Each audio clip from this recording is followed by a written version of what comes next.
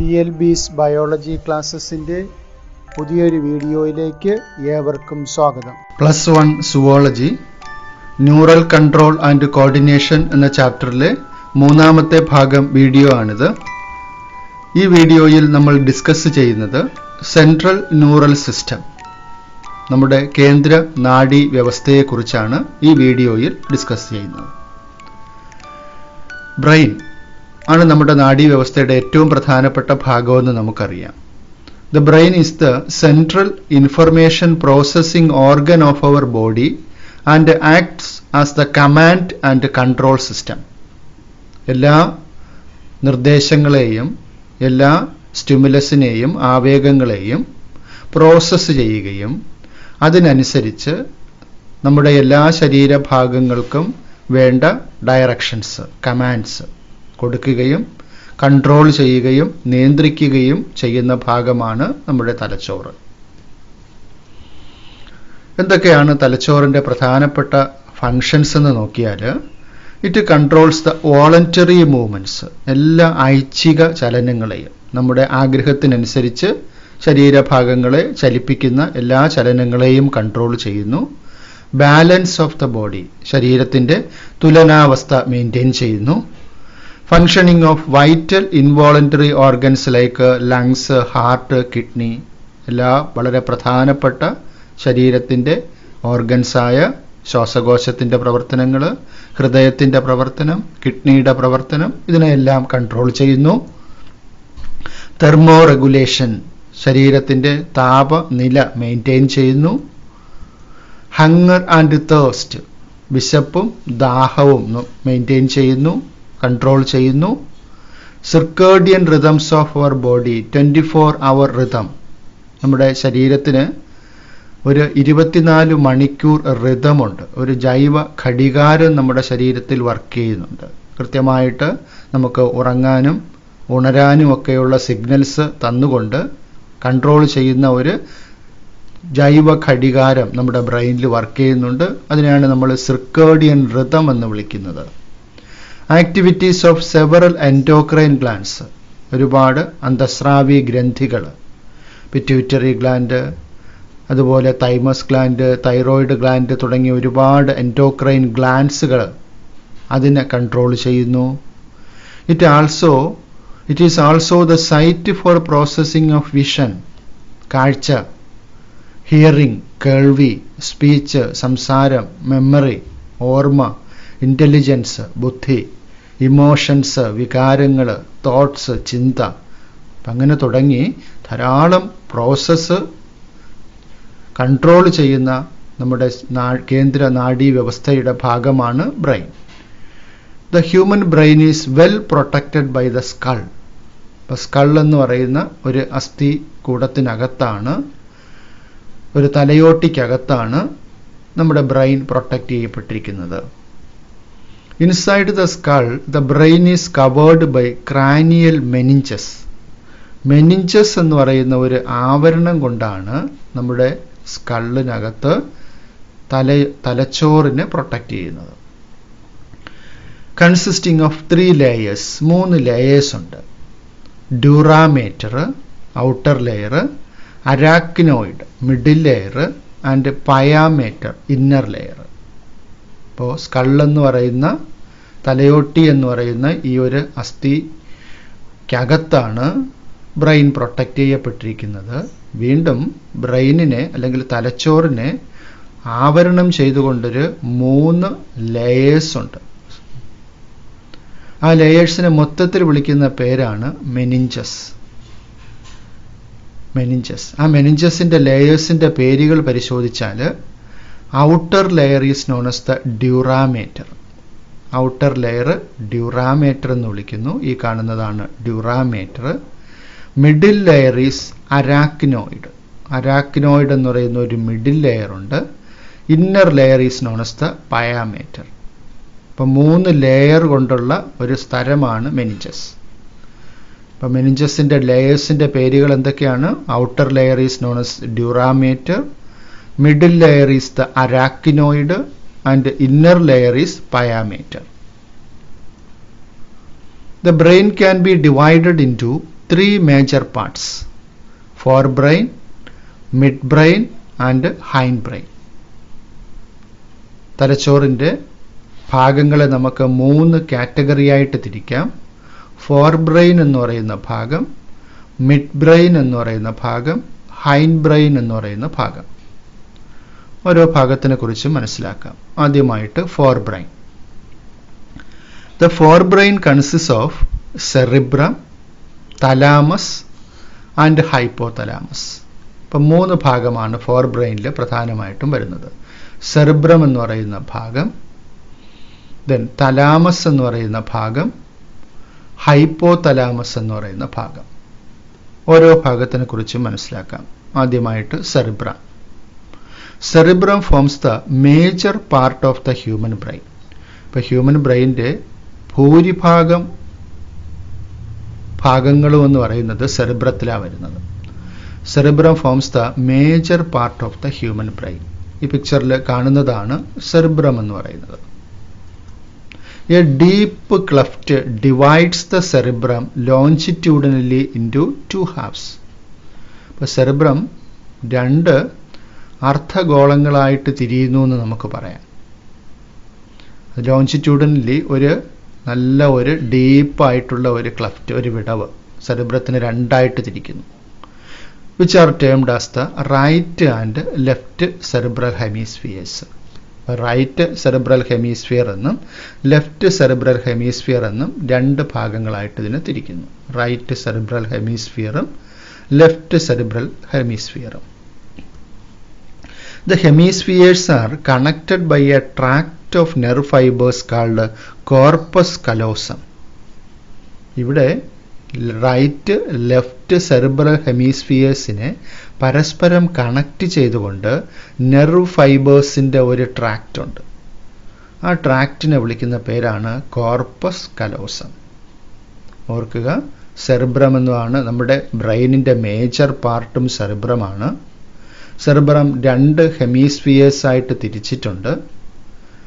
ഈ 2 ഹെമിസ്ഫിയേഴ്സിനെയും പരസ്പരം കണക്ട് ചെയ്തുകൊണ്ട് നെർവ് ഫൈബേഴ്സിൻ്റെ ഒരു ട്രാക്റ്റ് ഉണ്ട്. അതിനെ വിളിക്കുന്ന പേരാണ് corpus callosum. The layers of the cells which cover the cerebral hemisphere is called cerebral cortex and is thrown into prominent folds. The layers of the cells which cover the cerebral hemisphere. Cerebral ഹെമിസ്ഫിയറിനെ cover ചെയ്തുകൊണ്ട്, ആവരണം ചെയ്തുകൊണ്ട് കാണുന്ന layers of ന്യൂറോൺസിനെ വിളിക്കുന്ന പേരാണ് cerebral cortex. And is thrown into prominent folds. Cerebral cortex നോക്കിക്കഴിഞ്ഞാൽ കാണാൻ സാധിക്കും, ഇത് പല ചുളിവുകളും മടക്കുകളും ഒക്കെ ആയിട്ട് ഇതിങ്ങനെ കാണാം. The layers of cells which cover the cerebral hemisphere is called the cerebral cortex. അപ്പോൾ സെറിബ്രത്തിൻ്റെ പുറം ഭാഗത്തിനെയാണ് സെറിബ്രൽ കോർട്ടക്സ് എന്ന് വിളിക്കുന്നത്. സെറിബ്രൽ കോർട്ടക്സിൽ ഒരുപാട് ചുളിവുകളും മടക്കുകളും ഒക്കെ നമുക്കിങ്ങനെ കാണാൻ സാധിക്കും. ഒരു സർഫസ് ഏരിയ ഇത് കാരണം ഒരുപാട് ഇൻക്രീസ് ചെയ്യുന്നുണ്ട്. The cerebral cortex is referred to as the grey matter due to its greyish appearance. ഇപ്പോൾ കോർട്ടക്സിന് ഒരു ചാര നിറമാണുള്ളത്. ഈ ഒരു ഗ്രേ കളർ ഉള്ളത് കൊണ്ട് ഇതിനെ ഗ്രേ മാറ്റർ എന്നാണ് വിളിക്കുന്നത്.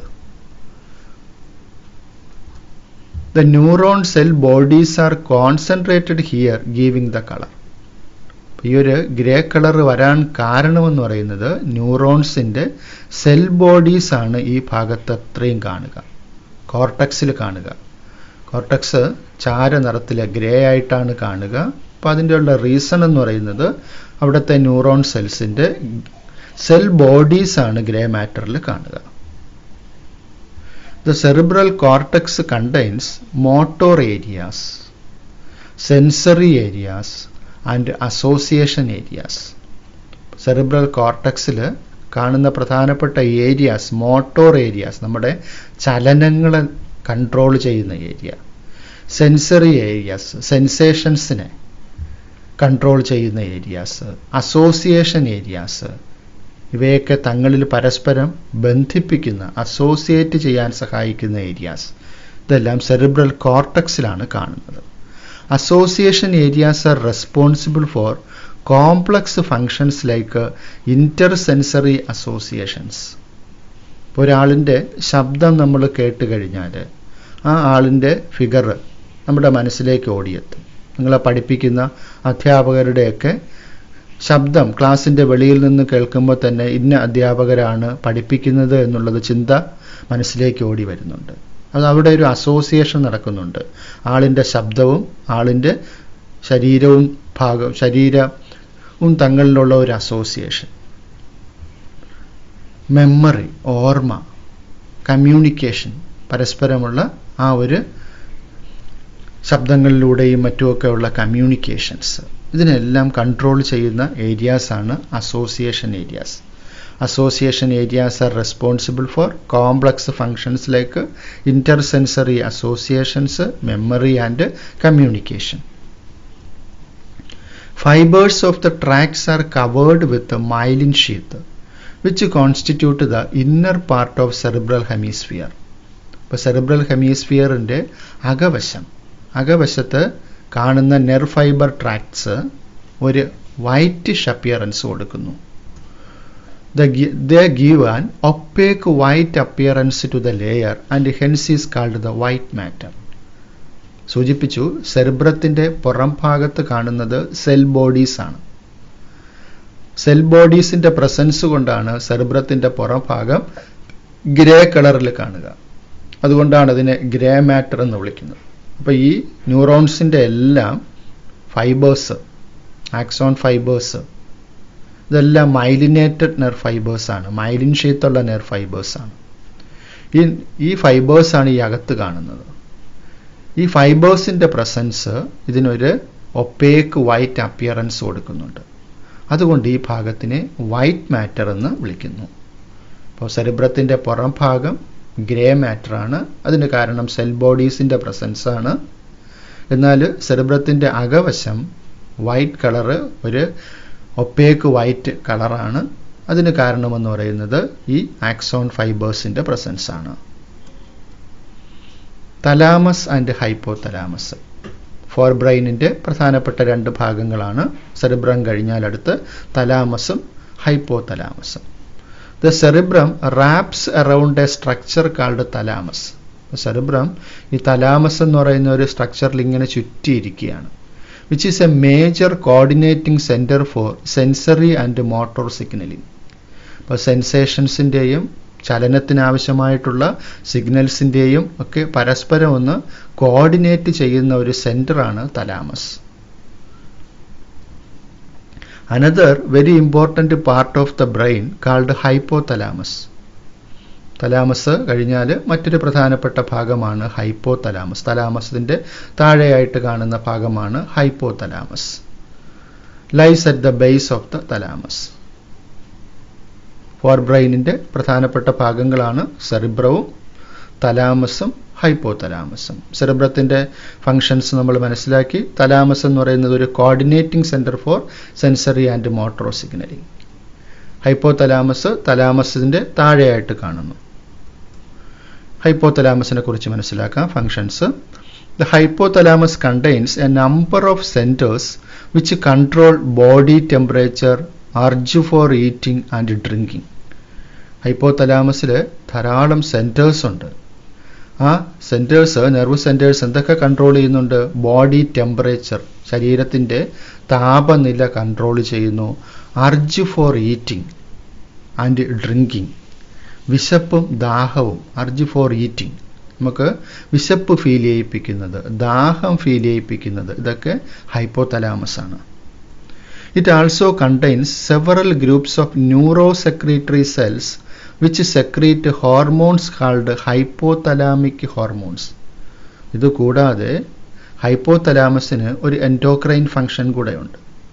ഹൈപ്പോതലാമസിൽ ഹോർമോൺ സെക്രീറ്റ് ചെയ്യുന്ന സെൽസ് ഉണ്ട്. ആ ഹോർമോൺ സെക്രീറ്റ് ചെയ്യുന്ന സെൽസിനെ വിളിക്കുന്ന പേരാണ് neurosecretory cells. Which secrete hormones called hypothalamic hormones. ആ ഹോർമോൺസിനെ കോമൺ ആയിട്ട് വിളിക്കുന്ന പേരാണ് hypothalamic hormones. Limbic lobe or limbic system.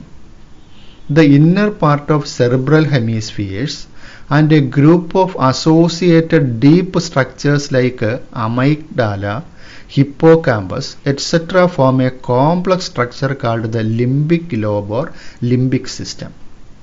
ഇപ്പോൾ ഫോർ ബ്രെയിനുമായിട്ട് റിലേറ്റ് ചെയ്തിട്ട് കാണുന്ന മറ്റൊരു പ്രധാനപ്പെട്ട ഒരു ഭാഗമാണ് limbic lobe or limbic system എന്ന് വിളിക്കുന്നത്. അതായത് ഇവിടെ പിക്ചറിൽ നമുക്ക് കാണാം അമൈഗ്ഡാല എന്നൊരു ഭാഗം, അതുപോലെ തന്നെ ഹിപ്പോ ക്യാമ്പസ് എന്നൊരു ഭാഗം. അപ്പോൾ ഇതുമായിട്ട് ബന്ധപ്പെട്ട കുറേ റീജിയൻസ്, ഇതെല്ലാം കൂടി ചേർന്നിട്ടുള്ള ഒരു കോംപ്ലക്സ് സ്ട്രക്ചറാണ് നമ്മൾ വിളിക്കുന്ന ലിംബിക് ലോബ് അല്ലെങ്കിൽ ലിംബിക് സിസ്റ്റം എന്ന് വിളിക്കുന്നത്. The inner parts of cerebral hemispheresന്റെ ഉൾവശവും അതുപോലെ തന്നെ കുറേ അസോസിയേറ്റഡ് ഡീപ്പ് സ്ട്രക്ചേഴ്സ്, ഈ കാണുന്ന കുറേ ഡീപ്പ് സ്ട്രക്ചേഴ്സും ചേർന്നിട്ട് വരുന്ന ഭാഗത്തിനെയാണ് limbic lobe or limbic system എന്ന് വിളിക്കുന്നത്. അപ്പോൾ അതിൻ്റെ പ്രധാനപ്പെട്ട ഭാഗങ്ങൾ എന്ന് പറയുന്നത് അമൈഗ്ഡാല എന്ന് പറയുന്ന ഭാഗം, ഹിപ്പോ ക്യാമ്പസ് എന്ന് പറയുന്ന ഭാഗം, along with the hypothalamus. അപ്പോൾ ഹൈപ്പോതലാമസുമായിട്ട് കൂടിച്ചേർന്നുകൊണ്ട് it is involve in the regulation of sexual behaviour. നമ്മുടെ സെക്ഷുവൽ ബിഹേവിയർ, ലൈംഗികപരമായിട്ടുള്ള താല്പര്യങ്ങൾ, അതിനെ കൺട്രോൾ ചെയ്യുക. എക്സ്പ്രഷൻ ഓഫ് ഇമോഷണൽ റിയാക്ഷൻസ്, നമ്മുടെ വൈകാരികമായിട്ടുള്ള നമ്മുടെ പ്രതികരണങ്ങൾ. എക്സൈറ്റ്മെൻറ്റ്, ഒരുപാട് സന്തോഷം വരുമ്പോൾ ഉള്ള പ്രതികരണങ്ങൾ, പ്ലഷർ, സന്തോഷം. റേജ്, ആങ്കർ, ദേഷ്യം വരുന്നത്. ഫിയർ, ഭയം. മോട്ടിവേഷൻ, നമുക്ക് എന്തോന്നെങ്കിലും പ്രത്യേക താല്പര്യം തോന്നുക. അപ്പം അങ്ങനെയൊക്കെ ഉള്ള വൈകാരികമായിട്ടുള്ള പ്രതികരണങ്ങളെയൊക്കെ നിശ്ചയിക്കുന്ന റീജിയനാണ് ഈ limbic lobe or limbic system എന്ന് വിളിക്കുന്നത്. ഇനി അടുത്തത് മിഡ് ബ്രെയിനിനെ കുറിച്ച് മനസ്സിലാക്കാം. മിഡ് ബ്രെയിനിൽ is located between the thalamus or hypothalamus of the forebrain and pons of the hindbrain. Mid brain എന്ന് പറയുന്ന ഭാഗം ഇവിടെ നമുക്ക് കാണാം. തലാമസ്, ഹൈപ്പോതലാമസ് ഇവിടെയുണ്ട്. തലാമസിനും ഹൈപ്പോതലാമസിനും, അത് കഴിഞ്ഞിട്ട് ഹൈൻഡ് ബ്രെയിനിൻ്റെ ഒരു ഭാഗമാണ് പോൺസ് എന്ന് പറയുന്നത്. ഇത് രണ്ടിനും ഇടയിലായിട്ട് കാണുന്ന ഈ ഒരു റീജിയൻ, ആ ഒരു റീജിയനാണ് മിഡ് ബ്രെയിൻ എന്ന് വിളിക്കുന്നത്. The midbrain is located between the thalamus and hypothalamus and pons. ഫോർബ്രെയിനിൽ തലാമസിനും ഹൈപ്പോതലാമസും ഹൈൻഡ് ബ്രെയിനിൽ പോൺസിനും ഇടയിലായിട്ട് കാണുന്ന ഈ ഒരു റീജിയനെയാണ് മിഡ് ബ്രെയിൻ എന്ന് വിളിക്കുക. A canal called the cerebral aqueduct passes through the mid brain. ഒരു സെറിബ്രൽ അക്യൂഡക്റ്റ് എന്ന് പറയുന്ന ഒരു കനാൽ ഇവിടെ കാണാം. സെറിബ്രൽ അക്യൂഡക്റ്റ് എന്ന് പറയുന്ന ഒരു കനാല് മിഡ് ബ്രെയിനിൽ കൂടെ പാസ് ചെയ്തു പോകുന്നുണ്ട്. The dorsal portion of the midbrain consists mainly of 4 round swellings or lobes called corpora quadrigemina. മിഡ്ബ്രെയിൻ്റെ പ്രധാനപ്പെട്ട ഭാഗമാണ് ഈ കാണുന്ന 4 പ്രൊജക്ഷൻസ്. ആ പ്രൊജക്ഷൻസിനെ വിളിക്കുന്ന പേരാണ് കോർപ്പോറ ക്വാഡ്രിജമിന. ഇപ്പോൾ മിഡ് ബ്രെയിനിൻ്റെ ഡോർസൽ പോർഷനിൽ 4 റൗണ്ട് സ്വെല്ലിങ്സ് ഉണ്ട്, അല്ലെങ്കിൽ ലോബ്സ് ഉണ്ട്. അതിനെ വിളിക്കുന്ന പേരാണ് corpora quadrigemina. Midbrain and hindbrain form the brain stem. മിഡ് ബ്രെയിനും അതുപോലെ തന്നെ ഹൈൻഡ് ബ്രെയിനിൻ്റെ പാർട്ടും കൂടെ ചേർന്നിട്ടാണ് ബ്രെയിൻ സ്റ്റെം എന്ന് പറയുന്ന ഈ പാർട്ട് ഉണ്ടാവുന്നത്. Midbrain and hindbrain form the brain stem. ഇനി നമുക്ക് ഹൈൻഡ് ബ്രെയിൻ പാർട്ടുകളെ കുറിച്ച് നോക്കാം. The hindbrain comprises pons, cerebellum and medulla അല്ലെങ്കിൽ മെഡുല്ല ഒബ്ലാങ്ങേറ്റ. പോൺസ് എന്ന് പറയുന്ന റീജിയൻ, സെറിബെല്ലം എന്ന് പറയുന്ന റീജിയൻ, മെഡുല്ല ഒബ്ലാങ്ങേറ്റ എന്ന് പറയുന്ന റീജിയൻ. ഇത്രയും പാർട്സുകൾ ചൂടിച്ച് ചേർന്നതാണ് ഹൈൻഡ് ബ്രെയിൻ. മെഡുല്ല ഒബ്ലാങ്ങേറ്റ പിന്നെ സ്പൈനൽ കോഡായിട്ട് താഴേക്ക് വരുന്നു. അപ്പോൾ ഹൈൻഡ് ബ്രെയിനിൻ്റെ പ്രധാനപ്പെട്ട ഭാഗങ്ങൾ pons, cerebellum and medulla or medulla oblongata. Pons consists of fiber tracts that interconnect different regions of the brain. Pons എന്ന് പറയുന്നത് ഇതിൽ ഒരുപാട് നെർവ് ഫൈബേഴ്സ്, സെറിബ്രത്തിൽ നിന്നും സെറിബല്ലത്തിൽ നിന്നും ഒക്കെ വരുന്ന ധാരാളം നെർവ് ഫൈബേഴ്സ് പരസ്പരം ഇന്റർകണക്ട് ചെയ്യുന്ന ഒരു റീജിയനാണ് pons. Pons consist of fibre tract that interconnect different regions of the brain. Cerebellum has very convoluted surface in order to provide the additional space for many more neurons. സെറിബ്രത്തിലുള്ളതുപോലെ തന്നെ സെറിബല്ലത്തിലും ഒരുപാട് convoluted surface ഉണ്ട്, ഒരുപാട് ചുളിവുകളും മടക്കുകളും ഒക്കെ കാണാൻ സാധിക്കും. ഇത് കാരണം കൂടുതൽ സർഫസ് ഏരിയ ഇൻക്രീസ് ചെയ്യുകയും കൂടുതൽ ന്യൂറോണ് അതിൽ ഇൻക്ലൂഡ് ചെയ്യാനും പറ്റുന്നുണ്ട്. The medulla of the brain is connected to the spinal cord. Medulla അടുത്ത സ്പൈനൽ കോഡുമായിട്ട് കണക്ട് ചെയ്തിട്ടുണ്ട്. The medulla contains centers which control respiration, cardiovascular reflexes and gastric secretions. അപ്പോൾ medulla റെസ്പിറേഷനെ, നമ്മുടെ ശ്വസന പ്രക്രിയ, ഇൻസ്പിറേഷനെയും എക്സ്പിറേഷനെയും കൺട്രോൾ ചെയ്യുന്നു, അതിൻ്റെ റേറ്റ് കൺട്രോൾ ചെയ്യുന്നു. കാർഡിയോവാസ്കുലാർ റിഫ്ലക്സസ്, ഹൃദയത്തിലേക്കും ബ്ലഡ് വെസൽസിലേക്കും ഒക്കെ ഉള്ള റിഫ്ലക്സസിനെ കൺട്രോൾ ചെയ്യുന്നുണ്ട്. ഗ്യാസ്ട്രിക് സെക്രീഷൻസ്, സ്റ്റൊമക്കിലും മറ്റുമുള്ള എൻസൈം സെക്രീഷൻസിനെ കൺട്രോൾ ചെയ്യുന്നതും മെഡുല്ലയാണ്. Medulla contains centres which control respiration, cardiovascular reflexes and gastric secretions. ഒന്നുകൂടെ നമുക്ക് പിക്ചർ ഒന്ന് കാണാം. നമ്മുടെ സെൻട്രൽ നെർവസ് സിസ്റ്റത്തിന് 3 ആയിട്ട് നമ്മൾ തിരിക്കുന്നു. ഫോർ ബ്രെയിൻ എന്നും മിഡ് ബ്രെയിൻ എന്നും ഹൈൻഡ് ബ്രെയിൻ എന്നും തിരിക്കുന്നു. അപ്പോൾ ഫോർ ബ്രെയിനിൻ്റെ പാർട്ടുകളാണ് സെറിബ്രം. സെറിബ്രം 2 ഹെമിസ്ഫിയറുകളായിട്ട് തിരിച്ചിട്ടുണ്ട്. 2 ഹെമിസ്ഫിയറുകളെയും തങ്ങളിൽ പരസ്പരം കണക്ട് ചെയ്യുന്ന നെർവ് ഫൈബർ ട്രാക്റ്റാണ് കോർപ്പസ് കലോസം. ഫോർ ബ്രെയിനിൻ്റെ പാർട്ടുകളാണ് സെറിബ്രവും തലാമസ് എന്ന് പറയുന്ന പാർട്ടും ഹൈപ്പോ തലാമസ് എന്ന് പറയുന്ന പാർട്ടും. അപ്പോൾ തലാമസിനും ഹൈപ്പോ തലാമസിനും പോൺസിനും ഇടയിലായിട്ട് കാണുന്ന ഭാഗമാണ് മിഡ് ബ്രെയിൻ എന്ന് പറയുന്ന ഭാഗം. മിഡ് ബ്രെയിനിൻ്റെ ഏറ്റവും പ്രധാനപ്പെട്ട പ്രത്യേകത എന്ന് പറയുന്നത് ഇതിൽ 4 റൗണ്ട് സ്വെല്ലിങ്സ് ഉണ്ട്. കോർപ്പോറ ക്വാഡ്രിജമിന എന്ന് പറയുന്ന 4 സ്വെല്ലിങ്സ് ഈ ഭാഗത്തായിട്ട് ഡോർസൽ സൈഡിൽ കാണാൻ സാധിക്കും. ഹൈൻഡ് ബ്രെയിനിൻ്റെ ഭാഗമാണ് പോൺസ്, സെറിബല്ലം എന്ന് പറയുന്ന ഭാഗം ആൻഡ് മെഡുല്ല. മെഡുല്ല സ്പൈനൽ കോഡായിട്ട് പുറത്തേക്ക് വരുന്നു. ഒരു ഫ്ലോ ചാർട്ടിൽ നമ്മൾ പരിശോധിച്ചാൽ ബ്രെയിനിനെ നമുക്ക് forebrain, midbrain, hindbrain എന്ന് തിരിക്കാം. ഫോർ ബ്രെയിനിൻ്റെ പാർട്ടുകൾ സെറിബ്രം, തലാമസ്, ഹൈപ്പോ തലാമസ്. മിഡ് ബ്രെയിന് കോർപ്പോറ ക്വാഡ്രിജമിന. ഹൈൻഡ് ബ്രെയിനിൻ്റെ പാർട്ടുകൾ പോൺസ്, സെറിബല്ലം, മെഡുല്ല ഒബ്ലോങ്ങേറ്റ. അപ്പോൾ ഇത്രയും കാര്യങ്ങളാണ് നമുക്ക് സെൻട്രൽ ന്യൂറൽ സിസ്റ്റത്തിനെ കുറിച്ച് പഠിക്കുവാനുള്ളത്. Now we can discuss the next topic, reflex action and reflex arc. ചിത്രം ശ്രദ്ധിക്കൂ. ഈ ചിത്രത്തിൽ ചൂടുള്ള ഒരു വസ്തുവിൽ കൈ അറിയാതെ തൊട്ടപ്പോൾ കൈ പെട്ടെന്ന് പിൻവലിക്കുന്ന ഒരു ചിത്രമാണ്. ഇതുപോലെയുള്ള നിരവധി സന്ദർഭങ്ങൾ നിങ്ങളുടെ ജീവിതത്തിൽ നിങ്ങൾ അനുഭവിച്ചിട്ടുണ്ടാകും. അറിയാതെ നമ്മളൊരു വസ്തുവിൽ, ചൂടുള്ള വസ്തുവായിക്കോട്ടെ, തണുത്ത വസ്തുവായിക്കോട്ടെ, അല്ലെങ്കിൽ എന്തെങ്കിലും വേദനയുണ്ടാക്കുന്ന സാധനങ്ങളിലായിക്കോട്ടെ, അതുപോലെ നമ്മൾ കൈ തൊടുമ്പോൾ, അല്ലെങ്കിൽ കൈയോ ശരീരത്തിൻ്റെ ഏത് ഭാഗമോ ആകട്ടെ, അറിയാതെ നമ്മൾ ആ ഭാഗത്തു നിന്നും ശരീരം വിഡ്രോ ചെയ്യുന്ന ഒരു ഫീല് നമുക്കുണ്ടാകാറുണ്ട്. അപ്പോൾ അത്തരം എക്സ്പീരിയൻസസിനെയാണ് നമ്മൾ റിഫ്ലക്സ് ആക്ഷൻ എന്ന് വിളിക്കുന്നത്. സാധാരണ രീതിയിൽ നമ്മുടെ എല്ലാ ബോഡി ആക്ടിവിറ്റീസും കൺട്രോൾ ചെയ്യുന്നത് ബ്രെയിനാണ്.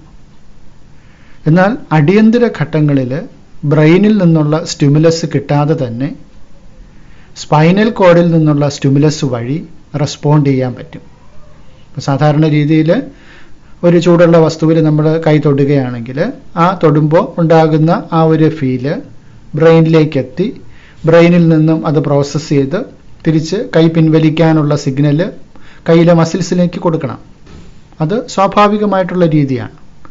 എന്നാൽ പെട്ടെന്ന് നമുക്ക് ഒരു റിയാക്ഷൻ വേണ്ടി വരുന്ന സിറ്റുവേഷൻസിൽ ബ്രെയിനിൻ്റെ ഇൻവോൾവ്മെൻ്റ് ഇല്ലാതെ സ്പൈനൽ കോഡിൻ്റെ ഇൻവോൾവ്മെൻറ്റ് വഴി അത്തരം റിയാക്ഷൻസ് നമുക്ക് ചെയ്യാൻ സാധിക്കും. അതിനെയാണ് റിഫ്ലക്സ് ആക്ഷൻ എന്ന് വിളിക്കുന്നത്. You must have experienced a sudden withdrawal of a body part which comes in contact with objects that are extremely hot, cold, ഹോട്ടായിട്ടുള്ളതോ കോൾഡ് ആയിട്ടുള്ളതോ പോയിന്റഡ് ആയിട്ടുള്ളതോ, or animals that are scary, പേടിപ്പെടുത്തുന്ന രീതിയിലുള്ള അനിമൽസിൻ്റെ പുറത്ത് നമ്മൾ കൈ തൊടുകയോ, എന്തെങ്കിലും പോയിസണസ് ആയിട്ടുള്ള അനിമൽസിൻ്റെ പുറത്ത് അറിയാതെ കൈ തൊടുകയോ, അങ്ങനെയൊക്കെ വരുന്ന സിറ്റുവേഷൻസിൽ നമ്മൾ ഇത്തരം ബോഡി പാർട്സ് വിഡ്രോ ചെയ്യുന്ന ഒരു ഫീൽ നമുക്ക് എക്സ്പീരിയൻസ് ചെയ്യാൻ സാധിക്കും. റിഫ്ലക്സ് ആക്ഷൻ എന്ന് പറഞ്ഞാൽ it is the involuntary response. Voluntary അല്ല, അറിഞ്ഞുകൊണ്ട് നമ്മൾ കൈ പിൻവലിക്കുന്നതല്ല, അറിയാതെ തന്നെ ശരീരത്തിൽ നിന്നും റെസ്പോൺസ് ഉണ്ടാകുന്നതാണ്. ഇൻവോളണ്ടറി റെസ്പോൺസ് ആണ് towards a nervous stimulation without the involvement of entire part of the central nervous system. അപ്പോൾ entire part of the central nervous system എന്നതുകൊണ്ട് ഇവിടെ ഉദ്ദേശിക്കുന്നത് സ്റ്റിമുലസ് എവിടെ പോകണം? ബ്രെയിനിൽ പോകണം. അപ്പോൾ ഇവിടെ ബ്രെയിനിൽ പോകാതെ സ്റ്റിമുലസ് സ്പൈനൽ കോഡ് തന്നെ അനലൈസ് ചെയ്തിട്ട് ആ റെസ്പോൺസിന് വേണ്ട ഡയറക്ഷൻസ് മോട്ടോർ മസിൽസിന് കൊടുക്കുന്ന ഒരു ആക്ഷനാണ് reflex action. So what is the definition of reflex action? Reflex action is the involuntary response towards a nervous stimulation without the involvement of entire part of the central nervous system. Involuntary response ആണ് without the involvement of entire part of the nervous system. nervous systemത്തിന്റെ മുഴുവൻ ഭാഗങ്ങളുടെയും involvement ഇല്ലാതെ നടക്കുന്ന involuntary, അനൈച്ഛികമായിട്ട് നടക്കുന്ന ആക്ടിവിറ്റിയാണ്, nervous സ്റ്റിമുലേഷന്റെ ഫലമായിട്ടുണ്ടാകുന്ന ആക്ടിവിറ്റിയാണ് റിഫ്ലക്സ് ആക്ഷൻ എന്നതുകൊണ്ട് വിശേഷിപ്പിക്കുന്നത്. ഒരു റിഫ്ലക്സ് ആക്ഷനിൽ എന്തൊക്കെയാണ് അതിൻ്റെ കമ്പോണൻസ് നോക്കൂ. The reflex pathway consist of afferent neuron or receptor. ഒരു സിഗ്നൽ അല്ലെങ്കിൽ ഒരു സെൻസേഷൻ റിസീവ് ചെയ്യുന്ന ന്യൂറോൺ, ആ ന്യൂറോണിനെ വിളിക്കുന്ന പേരാണ് അഫറന്റ് ന്യൂറോൺ അല്ലെങ്കിൽ റിസപ്റ്റർ. ചൂടിൻ്റെ റിസപ്ഷൻ ആകാം, തണുപ്പാകാം, വേദനയാകാം.